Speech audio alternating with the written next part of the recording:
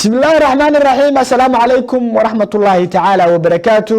كلنتي وعنا وناكسن داودال waxaa la soo gaaray hadii aan idin soo jeedin jirnay wararkaan idin ka hayno deegaanada Soomaalida iyo caalamka intiisa kale warka waxa uu diyaaray inuu idin la socodsiiyo anigoo Cabdikariim Saciid Saalax qodobada ugu waaweyn wararka caawa waxa kamid ah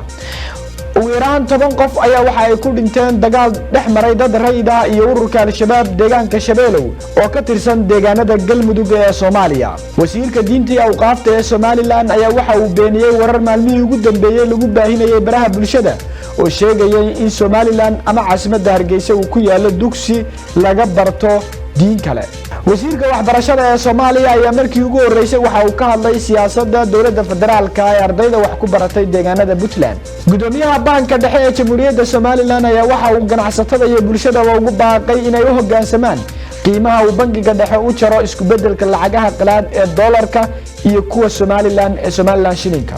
warbixin ayaan idinka haynaa Ethiopia ayaa Mareykanka waxa ay ka doonaysaa sharaxaad dheeraad oo ku saabsan deeqaha gaadhaya 100 milyan ee dawladda Mareykanku sheegtay inay ka jarayso dalka Ethiopia kadib markii ay Ethiopia bilowday dhaamka ay ka samaysanayso webiga Nile buuxintiisa iyadoo aan wax heshiis wali laga gaarin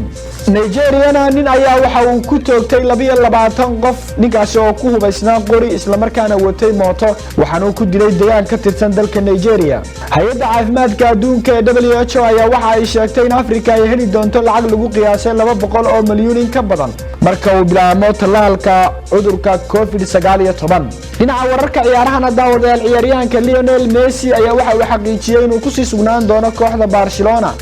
kadib markii uu maalmihii ugu dambeeyay kooxdaasi ka codsaday inuu ka tagayo una boqolayo dhinaca wadanka Ingiriiska gaar ahaan kooxda Manchester City warbixin ayaan idin ka haynaa